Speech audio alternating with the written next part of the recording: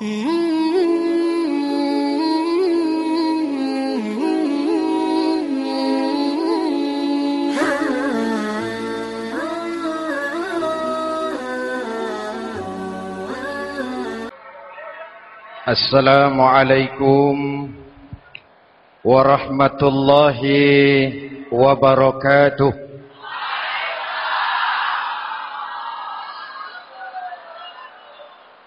Alhamdulillahi rabbil alamin. Wassalatu wassalamu ala asyrafil mursalin Sayyidina wa maulana Muhammadin wa ala alihi wa sahbihi ajmain, amma ba'du. Saudara-saudara kaum muslimin yang berbahagia, hadirin, kesempatan malam ini saya ingin cerita akhirat saja. Sudah pernah ke akhirat belum? Mau? Kalau mau saya daftar, besok berangkat. Salah satu rukun iman yang 6, percaya kepada adanya akhirat.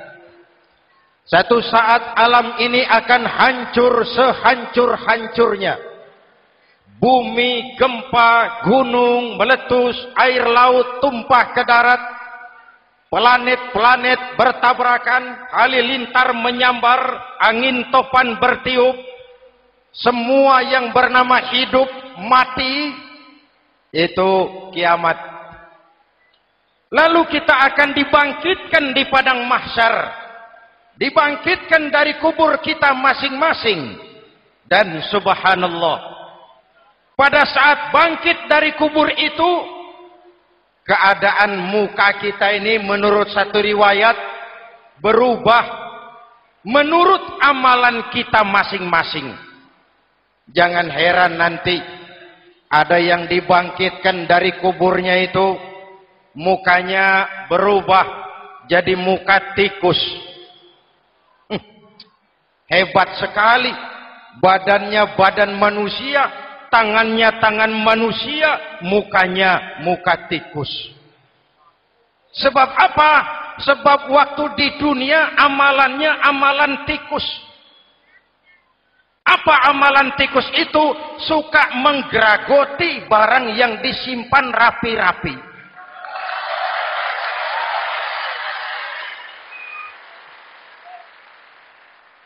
Itu nanti koruptor-koruptor yang menggeragoti uang rakyat. Itu nanti bangkit mukanya muka tikus. Na'udzu. Saudara lihat, oh ini yang geragoti uang rakyat mukanya muka tikus. Ada lagi yang bangkit dari kubur, mukanya itu berubah jadi muka harimau. Kenapa? Waktu di dunia amalannya amalan harimau. Apa harimau itu? Mau menang sendiri, keras kepala, kupeh. Di mana ada hutan, rajanya pasti harimau. Padahal hutan belum pernah bikin pemilihan umum. Betul? Tapi harimau tidak peduli. Ada pemilihan umum atau tidak, saya raja hutan. Setelah naik jadi raja di hutan, harimau bukan melindungi rakyatnya, malah makanin rakyatnya.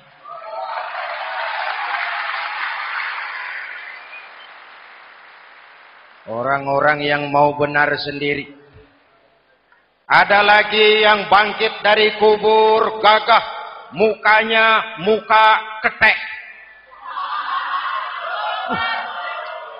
Sebab apa? Waktu di dunia amalannya amalan ketek. Apa ketek itu? Rakus, serakah, tamak. Coba, ketek itu kasih pisang, dimakan. Berikan lagi, pegang, berikan lagi, kakinya yang megang, temannya diberikan, masih dirampas juga, ketek. Serakah, kalau mental ketek masih gentayangan di republik ini, maka pemerataan cuman akan jadi dongeng. kaum muslimin yang berbahagia. Pada saat itu di akhirat nanti, setiap orang sibuk dengan urusannya sendiri-sendiri. Boleh jadi setiap kita lalu akan dimintakan pertanggungjawaban jawab. Boleh jadi orang tua tidak sempat lagi mengingat anaknya. Saudara tidak lagi sempat memikirkan saudaranya. Tiap orang akan dimintakan pertanggungjawaban jawab. Dalam kondisi seperti itu, Rasulullah mengajarkan sab'atun yudhilluhumullahu yawma la dhilla illa zilluh. Ada 7 golongan manusia yang di akhirat nanti akan langsung mendapat perlindungan dari Allah Subhanahu wa taala. Orang lain sibuk, dia tenang. Orang lain resah dan gelisah, dia ayem. Kenapa? Mendapat perlindungan dari Allah. Sebab ketika di dunia ia memberikan perlindungan kepada orang banyak. Siapa mereka? Mudah-mudahan kita termasuk salah satu di dalamnya. Mencari perlindungan Allah lebih-lebih dalam situasi sekarang ini. Pertama, imamun adil yang akan mendapat perlindungan langsung dari Allah adalah pemimpin yang adil. Sebab apa? Pemimpin yang adil melindungi banyak rakyat, maka pantas di akhirat dilindungi oleh Allah Subhanahu. Kita ini kan zon politikan. Kita ini makhluk yang tidak mungkin hidup sendiri-sendiri. Untuk melaksanakan hajat bersama, kita memerlukan pemimpin. Memilih pemimpin itu tidak sulit. Dalam fikih, ketika sholat, itu dijelaskan bagaimana cara memilih imam. Siapa yang diangkat jadi imam? Pertama, a'lamuhum. Orang yang paling alim di kampungmu siapa? Angkat jadi imam. Yang paling alim, paling menguasai persoalan sehingga bisa membawa bangsa keluar dari kesulitan. Pemimpin yang bisa menyelesaikan masalah, bukan yang menimbulkan masalah.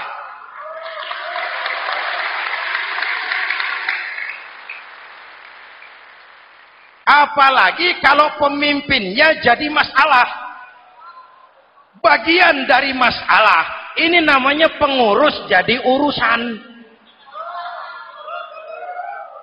A'lamuhum. Pak, di kampung saya ada 2 orang. Alimnya sama. Yang mana yang jadi imam? Afsahuhum. Yang lebih fasih lidahnya. Yang paling pandai menyuarakan aspirasi rakyatnya. Punya sense of crisis. Yang satu alim tapi pelo. Yang satu alim tidak pelo, yang tidak pelo jadi imam. Kenapa? Tidak sah orang fasih bermakmum kepada imam pelo. Pak, ini imam pelo, makmum pelo semua. Sah. Namanya kampung pelo. Aduh Pak, ini 2 orang alimnya sama, fasihnya sama. Yang mana yang jadi imam? Aktsaruhum sinnan, yang lebih tua umurnya, senioritas baru dihitung. Lahirnya bareng Pak. Yang mana yang jadi imam? Awaluhum hijratan, yang lebih dulu tinggal di situ, yang punya semangat nasionalisme yang tinggi, yang cinta kepada bangsa dan rakyatnya. Sudah ada imam? Sudah. Ayo azan. Apa azan itu? Proklamasi. Salat mau dimulai. Sudah azan? Sudah. Qobliyah 2 rakaat. Qobliyah. Apa qobliyah itu? Dulu ada namanya Panitia Persiapan Kemerdekaan Indonesia. Qobliyah. Sudah qobliyah? Sudah. Luruskan shaf. Atur barisan yang lurus. Rapatkan barisan. Apa ini? Bentuk pemerintahan yang kompak, bersih, berwibawa. Jangan sesama elit saling tawuran.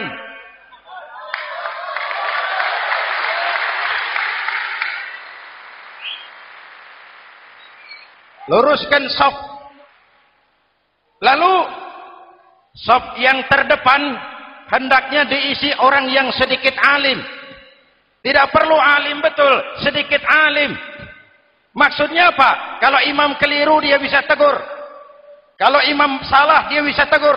Kalau imam batal dia bisa gantikan. Ini wakil-wakil makmum. DPR, DPRD. Wakil-wakil makmum.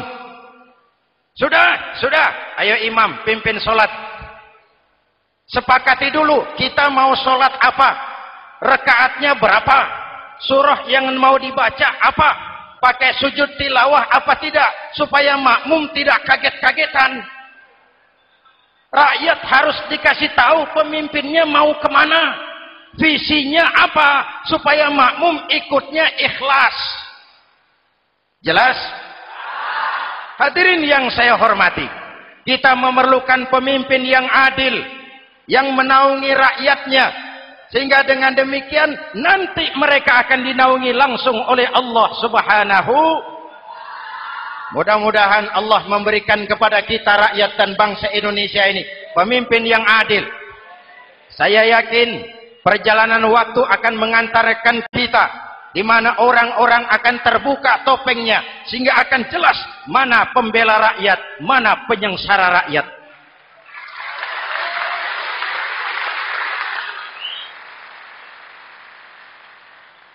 Lalu sebenarnya tiap kita ini kan pemimpin.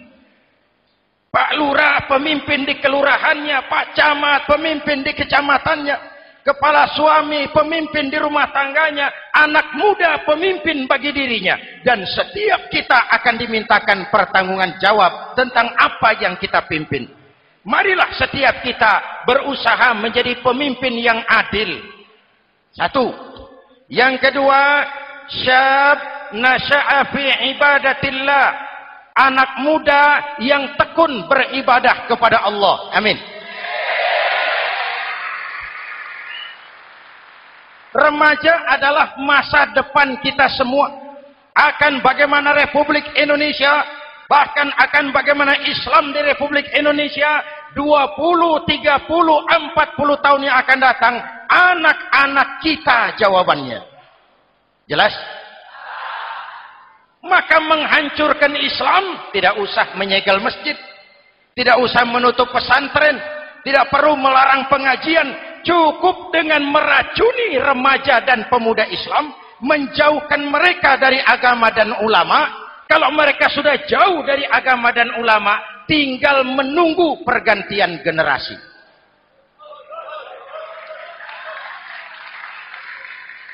Maaf, kalau yang sudah 60 tahun ke atas, itu saya anggap angkatan selamat. Generasi tanda seru. Insya Allah mantap akidahnya, tidak goyah imannya. Tapi yang 30 tahun ke bawah, adik-adik saya ini, the next generation. Kalian yang jadi pilot project. Hei remaja-remaja Islam, kalau mau jadi remaja dan pemuda modern, jangan dekat-dekat ke masjid kuno. Masjid khusus 70 tahun ke atas. Baca Quran kampungan. Ngaji urusan akhirat. Seiring dengan itu, modernisasi diartikan dengan westernisasi. Kau tidak bisa jadi pemuda modern kalau semua yang datang dari barat belum kau telan mentah-mentah. Kau harus bisa bergaul seperti orang barat, berpakaian seperti orang barat, berumah tangga seperti orang barat, makan minum seperti orang barat. Kalau nyanyi lagunya lagu barat yang orang lain nggak ngerti, kamu juga nggak tahu.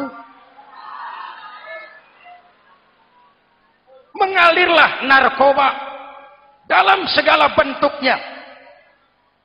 Maka muncullah generasi-generasi santai, generasi-generasi salon yang mencoba mencari pelarian hanya dengan kesenangan sesaat, tapi menghancurkan masa depan yang pasti.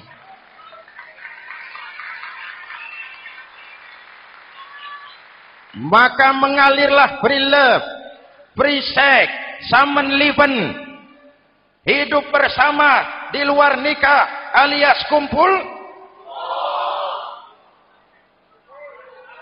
Ya sama saja, kumpul kebo, kumpul embek itu sama. Hadirin yang saya hormati, Kalau sudah hancur, tinggal menunggu pergantian generasi. Oleh karena itu, adik-adik saya, para remaja, para pemuda, kalian harapan kami semua. Di pundak kalian, kami pertaruhkan hari depan bangsa dan negara ini. Hidup cuma putaran menunggu giliran. Ada saat datang, ada waktu pergi. Ada hari lahir, ada saat kembali. Ada hari dilantik, ada saat untuk menyerahkan jabatan. Hidup cuma sekadar menunggu giliran. Karena itu kepada kalian saya ingatkan satu ucapan orang bijak. Hai anak muda, berpikirlah kau di waktu pagi. Bekerjalah di waktu siang. Makanlah di waktu sore. Dan tidurlah di waktu malam. Berpikir di waktu pagi. Belajar mumpung masih muda. Bekerjalah di waktu siang. Amalkan ilmu itu setelah dewasa. Makanlah di waktu sore, hari tua tinggal menikmati hasilnya. Tidurlah di waktu malam, matilah dengan tenang. Kalau pagi kau tidak berpikir, nanti siang kau tidak akan bisa bekerja. Kalau siang tidak kerja, nanti sore mau makan apa? Kalau sore tidak makan, alamat malam nggak bisa tidur.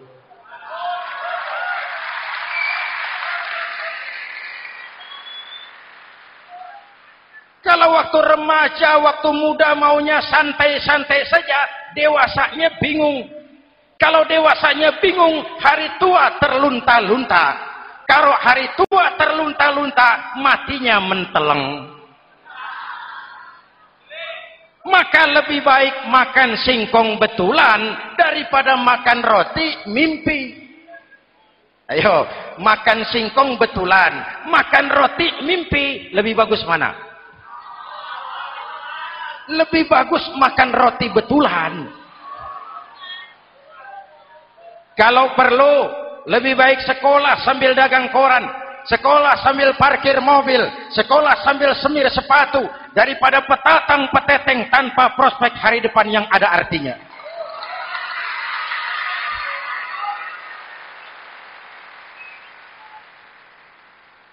Inilah golongan kedua yang nanti akan langsung mendapat perlindungan dari Allah. Anak muda yang tekun ibadah. Kalau orang tua tekun ibadah, pantas. Orang tua rajin ibadah, tidak istimewa. Masya Allah Pak, itu orang tahajudnya hebat, wirid yasinnya mantap, puasanya luar biasa, zikirnya mantap. Umurnya berapa? 70. Wajar. Lalarwi sanjo. Sudah larut senja. Kalau 70 masih jadi preman, kapan tobatnya? Tapi kalau ada anak muda, darahnya masih mengalir dengan panas, keinginannya masih sejuta khayal, dia bisa salurkan di jalan Allah, itu amat disukai Allah, dan itu akan mendapat perlindungan langsung dari Allah Subhanahu. Hadirin kaum muslimin di seluruh tanah air yang saya cintai. Sekarang kita sampai kepada golongan ketiga yang nanti dinaungi Allah. Itu siapa? Rajulun qalbuhu mu'allaqun bil masajid. Seseorang yang hatinya selalu terpaut kepada masjid.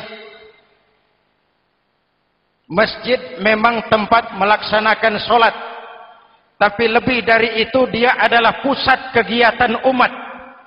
Umat Islam dengan masjid seperti ikan dengan air, tidak boleh berpisah. Sehingga ada hadis qudsi mengajarkan, inna buyuti fil ardil masajid wa inna zuwari fiha ummaruha. Rumahku di permukaan bumi adalah masjid. Orang-orang yang memakmurkan masjid adalah tamuku. Dari masjidlah terpancar semangat silaturahmi. Dan itu yang sangat kita perlukan sekarang.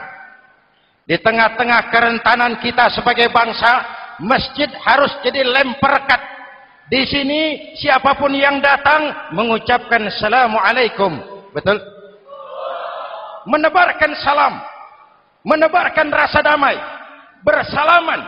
Kata Nabi, "Ma min muslimaini yaltaqiyani fayatasafahani illa ghafarallahu dzunubahuma." Apabila dua orang Islam bertemu lalu bersalam-salaman, Allah akan menghapuskan dosa yang terjadi di antara kedua orang itu. Bangsa kita sedang rentan perpecahan. Benih-benih disintegrasi bertebaran di mana-mana. Maka mari kita kembali ke masjid untuk menyusun semangat kebersamaan, meluruskan saf, merapatkan barisan, dan menerjemahkannya di luar masjid. Ini ada kaitannya dengan faktor yang keempat, yang langsung dilindungi Allah. Siapa mereka? Rajulani tahabba fillahi ijtama'a alaihi wa tafarraqa alaihi. Dua orang yang bersaudara, bertemu karena Allah, berpisah karena Allah. Itu akan dilindungi langsung oleh Allah di hari akhirat nanti. Dua orang bersaudara, bertemu karena Allah, berpisah pun juga karena Allah. Tadi dalam perjalanan ke sini, saya melalui sebuah desa. Masih ada sisa-sisa tawuran antar desa. Saya tidak sebutkan desanya, itu rahasia perusahaan. Saya cuma prihatin, siapa lawan siapa, siapa yang kita bakar rumahnya, siapa yang kita sambiti dengan batu, siapa yang kita rugikan, padahal urusannya kadang-kadang sepele. Di satu desa misalnya, cuma urusan kaset jadi tawuran antar desa. Ini kan hal yang sangat sepele.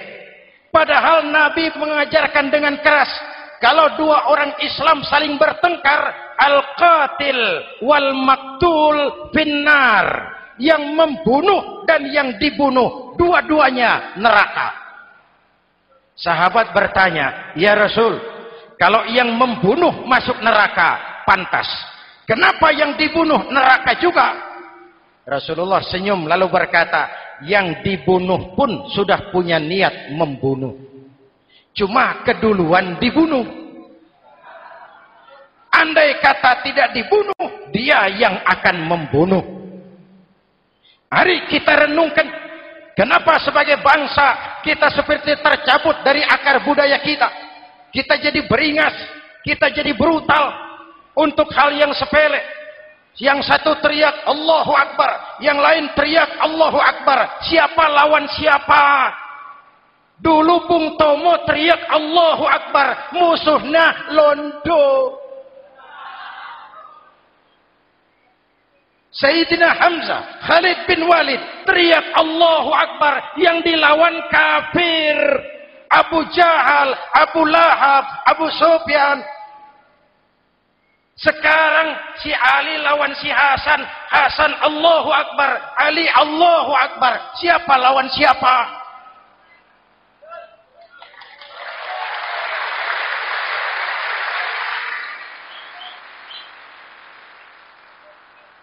Kenapa kita jadi begitu mudah menggunakan nama Tuhan untuk melampiaskan ambisi pribadi? Kenapa Allahu Akbar yang begitu sakral kita lepas cuma untuk pelampiasan sebuah dendam? Dua orang yang bersaudara, bertemu karena Allah, berpisah karena Allah. Itu ukurannya. Kau di jalan Allah, kau saudaraku. Keluar dari jalan Allah, selesai persaudaraan sampai di sini.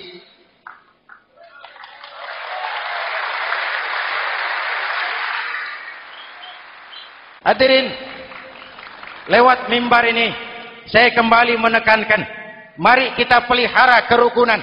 Pertama, rukun antar umat seagama. Sesama muslim harus bersatu. Yuk, kita rukun yuk. Kita kompak yuk. Kita bersatu yuk.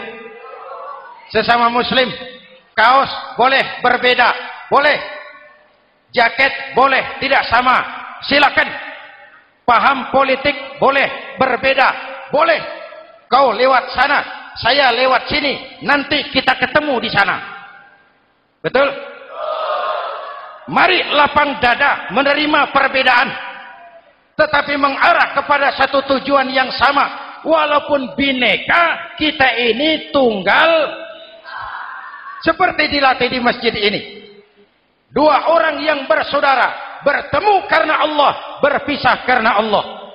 Hati-hati, di masyarakat sekarang ini kan lebih banyak tukang kompor daripada tukang lem. Tahu tukang kompor? Hangati sana, panasi sini, bakar sana, sulut sini. Terbakar kita, dia lari tepuk tangan. Udah capek kita rakyat diobok-obok. Udah capek kita rakyat dialamatkan, dijadikan address. Semua kalau pidato demi rakyat, untuk rakyat, buat rakyat, padahal nggak pernah kenal sama rakyat. Kita cuma jadi alamat. Mari kita kokohkan akar kebersamaan. Kita sama-sama anak Ibu Pertiwi. Di negeri ini kita dilahirkan. Air negeri ini yang kita minum. Udara negeri ini yang kita hirup. Kalian remaja, kalian pemuda, lebih bertanggung jawab karena kalian anak Ibu Pertiwi. Hadirin yang saya hormati, maka tetaplah jaga semangat kebersamaan. Ini yang keempat. Yang kelima, rajulun zakarallaha khalian fafadat ainahu. Seseorang yang mengingat Allah dalam kesunyian lalu berlinang air matanya.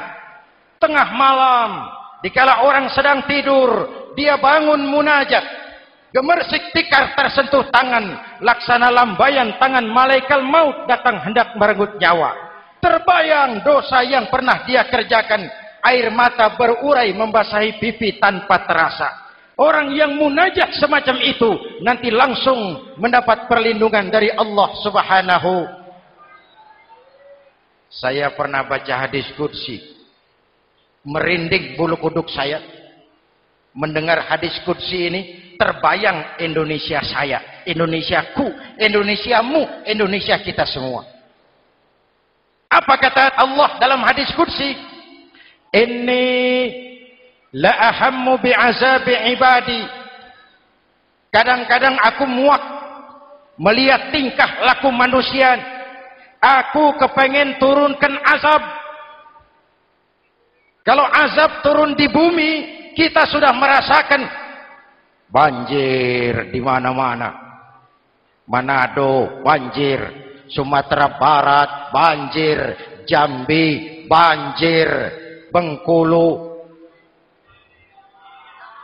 tanah longsor di Purworejo, Cilacap banjir, Sukabumi gempa, Pandeglang gempa, ekonomi terpuruk, antar kampung tawuran, antar elit di atas tawuran.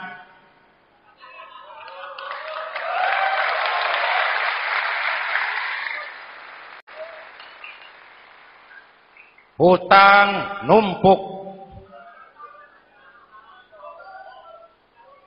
40% APBN kita ini sekarang cuma untuk bayar hutang. Itu pun dengan asumsi dolar 7.000, 9.000, artinya sekitar 50% APBN kita untuk bayar hutang. Untungnya sekarang ini yang agak menolong, harga minyak membaik di pasaran internasional. Hadirin yang saya hormati, ini lagi ngomong apa saya sih? Aku pengen turunkan azab, tetapi kata Allah, ketika aku melihat orang-orang tua yang sujud di keheningan malam, bayi-bayi tanpa dosa masih menyujud. Ada hadis qudsi mengajarkan, inna buyuti fil ardil masajid wa inna zuwari fiha ummaruha. Rumahku di permukaan bumi adalah masjid. Orang-orang yang memakmurkan masjid adalah tamuku. Dari masjidlah terpancar semangat silaturahmi. Dan itu yang sangat kita perlukan sekarang. Di tengah-tengah kerentanan kita sebagai bangsa, masjid harus jadi lem perekat. Di sini siapapun yang datang mengucapkan assalamualaikum. Betul? Menebarkan salam, menebarkan rasa damai, bersalaman.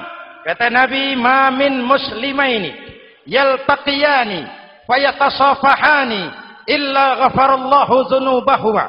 Apabila dua orang Islam bertemu lalu bersalam-salaman, Allah akan menghapuskan dosa yang terjadi di antara kedua orang itu. Bangsa kita sedang rentan perpecahan. Benih-benih disintegrasi bertebaran di mana-mana. Maka mari kita kembali ke masjid untuk menyusun semangat kebersamaan, meluruskan saf, merapatkan barisan, dan menerjemahkannya di luar masjid. Ini ada kaitannya dengan faktor yang keempat, yang langsung dilindungi Allah. Siapa mereka?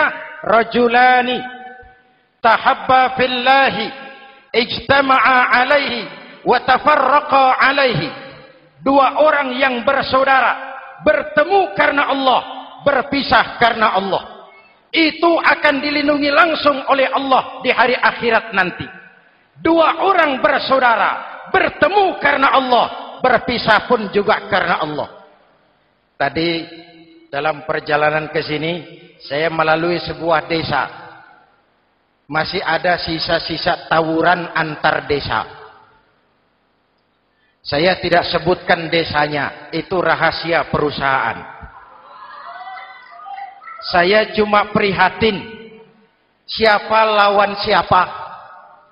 Siapa yang kita bakar rumahnya? Siapa yang kita sambiti dengan batu? Siapa yang kita rugikan? Padahal urusannya kadang-kadang sepele. Di satu desa misalnya, cuma urusan kaset jadi tawuran antar desa. Ini kan hal yang sangat sepele. Padahal Nabi mengajarkan dengan keras, kalau dua orang Islam saling bertengkar, al-qatil wal maktul finnar. Yang membunuh dan yang dibunuh, dua-duanya neraka. Sahabat bertanya, ya Rasul, kalau yang membunuh masuk neraka, pantas. Kenapa yang dibunuh neraka juga? Rasulullah senyum lalu berkata, yang dibunuh pun sudah punya niat membunuh. Cuma keduluan dibunuh. Andai kata tidak dibunuh, dia yang akan membunuh. Mari kita renungkan, kenapa sebagai bangsa kita seperti tercabut dari akar budaya kita. Kita jadi beringas, kita jadi brutal untuk hal yang sepele. Yang satu teriak Allahu Akbar, yang lain teriak Allahu Akbar. Siapa lawan siapa? Dulu Bung Tomo teriak Allahu Akbar, musuhnya londo. Sayyidina Hamzah, Khalid bin Walid teriak Allahu Akbar, yang dilawan kafir. Abu Jahal, Abu Lahab, Abu Sufyan. Sekarang si Ali lawan si Hasan, Hasan Allahu Akbar, Ali Allahu Akbar. Siapa lawan siapa?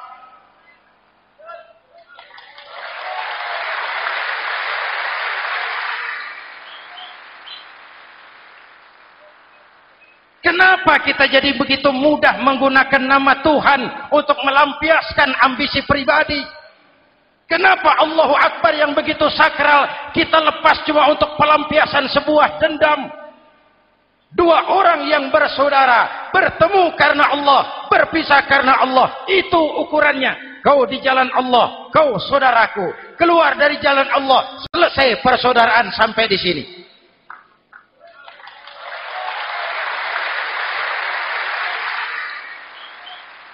Hadirin, lewat mimbar ini saya kembali menekankan, mari kita pelihara kerukunan. Pertama, rukun antar umat seagama. Sesama muslim harus bersatu. Yuk, kita rukun yuk. Kita kompak yuk. Kita bersatu yuk. Sesama muslim, kaos boleh berbeda, boleh. Jaket boleh tidak sama, silakan. Paham politik boleh berbeda, boleh. Kau lewat sana, saya lewat sini, nanti kita ketemu di sana. Betul? Mari lapang dada menerima perbedaan, tetapi mengarah kepada satu tujuan yang sama. Walaupun bineka, kita ini tunggal. Seperti dilatih di masjid ini. Dua orang yang bersaudara, bertemu karena Allah, berpisah karena Allah. Hati-hati, di masyarakat sekarang ini kan lebih banyak tukang kompor daripada tukang lem. Tahu tukang kompor? Hangati sana, panasi sini, bakar sana, sulut sini. Terbakar kita, dia lari tepuk tangan. Sudah capek kita rakyat diobok-obok. Sudah capek kita rakyat dialamatkan, dijadikan address. Semua kalau pidato demi rakyat, untuk rakyat, buat rakyat, padahal nggak pernah kenal sama rakyat. Kita cuma jadi alamat. Mari kita kokohkan akar kebersamaan. Kita sama-sama anak Ibu Pertiwi. Di negeri ini kita dilahirkan. Air negeri ini yang kita minum. Udara negeri ini yang kita hirup. Kalian remaja, kalian pemuda, lebih bertanggung jawab karena kalian anak Ibu Pertiwi. Hadirin yang saya hormati, maka tetaplah jaga semangat kebersamaan. Ini yang keempat. Yang kelima, rajulun zakarallaha khalian fafadat ainahu. Seseorang yang mengingat Allah dalam kesunyian lalu berlinang air matanya. Tengah malam, dikala orang sedang tidur, dia bangun munajat. Gemersik tikar tersentuh tangan, laksana lambaian tangan malaikat maut datang hendak merenggut nyawa. Terbayang dosa yang pernah dia kerjakan, air mata berurai membasahi pipi tanpa terasa. Orang yang munajat semacam itu nanti langsung mendapat perlindungan dari Allah Subhanahu. Saya pernah baca hadis qudsi, merinding bulu kuduk saya mendengar hadis qudsi ini. Terbayang Indonesia saya, Indonesiaku, Indonesiamu, Indonesia kita semua. Apa kata Allah dalam hadis qudsi? Inni la ahammu bi'azabi ibadi. Kadang-kadang aku muak melihat tingkah laku manusia. Aku kepengen turunkan azab. Kalau azab turun di bumi, kita sudah merasakan banjir di mana-mana. Manado banjir, Sumatera Barat banjir, Jambi banjir, Bengkulu, tanah longsor di Purworejo, Cilacap banjir, Sukabumi gempa, Pandeglang gempa, ekonomi terpuruk, antar kampung tawuran, antar elit di atas tawuran.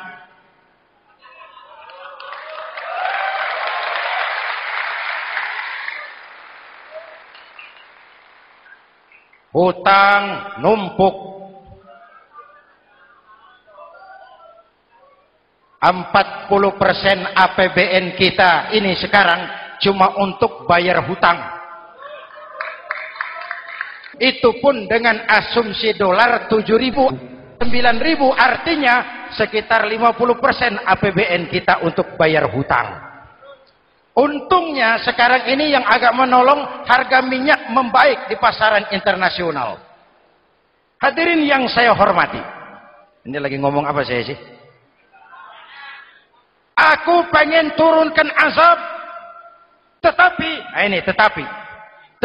kata Allah, ketika aku melihat orang-orang tua yang sujud di keheningan malam, bayi-bayi tanpa dosa masih menyusu, binatang ternak melata mencari makan, murkaku surut, azab aku tarik kembali. Ayo renungkan hadis ini. Allah mau marah nggak jadi, azab ditarik, kesulitan diangkat, pertolongan datang. Ada yang meredam murka Allah. Allah mau marah nggak jadi. Kenapa? Orang-orang tua yang tengah malam sujud sambil berlinang air mata, itu yang meredam murka Allah. Yang ikhlas menangis kepada Allah, bukan menangis berdasarkan pesanan. Ini kan sekarang apa yang nggak bisa dipesan? Istighosah pesanan, demo pesanan, 10.000 berangkat. Ngerti apa enggak urusan soal lain.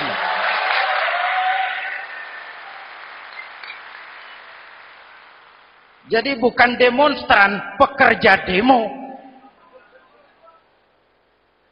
Orang tua yang ikhlas nangis kepada Allah di keheningan malam, kita hutang jasa kepada orang-orang tua yang ikhlas seperti itu. Itu yang menjaga keselamatan bangsa. Allah mau murka enggak jadi sepanjang masih banyak orang-orang tua yang sujud di tengah malam. Amin. Yang kedua, bayi tanpa dosa masih menyusu. Tanpa dosa. Binatang melata mencari makan. Sekarang bagaimana kesulitan enggak mau panjang. Mengamalkan hadisnya terbalik.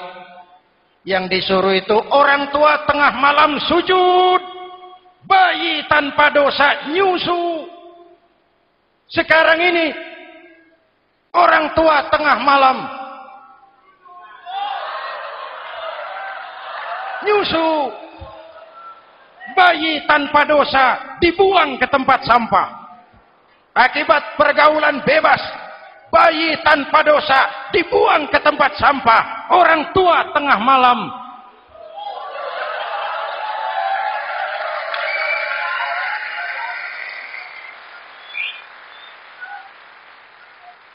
hadirin. Yang keenam, rajulun da'athum ra'atun zatu mansibin wa jamalin ila nafsiha faqala inni akhafu Allah rabbal alamin. Orang yang bermoral dibujuk rayu oleh perempuan cantik, lalu dia berkata, maaf, saya takut kepada Allah.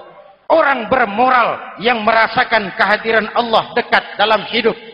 Umpama waktu puasa, saudara sholat zuhur. Sebelum sholat saudara berwudu.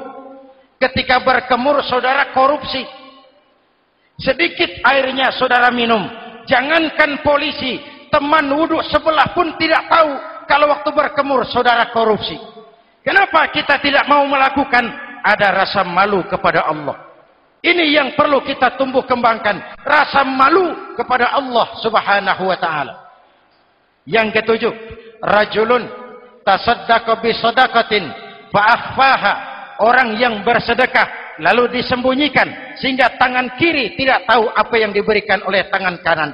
Orang yang punya kepedulian tinggi tetapi ikhlas menolong yatim, membantu sesama dalam rangka menegakkan masyarakat yang adil dan makmur. Mari kita mohon kepada Allah, semoga kita semua senantiasa dalam perlindungannya di dunia ini dan lebih-lebih di akhirat nanti. Al-Fatihah. A'udzubillahi Siratal ladzina an'amta 'alaihim ghairil maghdubi 'alaihim waladdallin. Amin. Bismillahirrahmanirrahim. Alhamdulillahi rabbil alamin. Allahumma shalli ala Muhammad wa ala alihi wa sahbihi ajma'in. Rabbana taqabbal minna salatana wa siyamana wa qiyamana wa takhashu'ana wa ta'abbudana wa tammim taqsirana ya arhamar rahimin.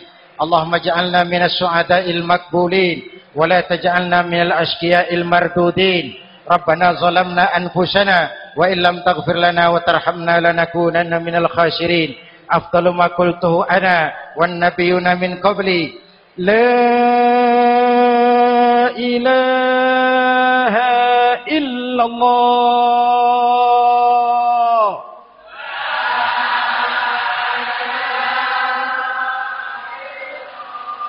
La ilaha illallah.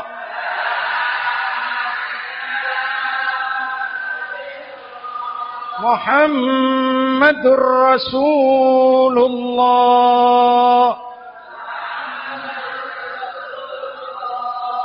Kalimatu haqqin 'alaiha nahya wa 'alaiha namut wa 'alaiha nubashir insyaallah minal aminin wa akhiru da'wana alhamdulillahi rabbil alamin. Assalamualaikum warahmatullahi wabarakatuh.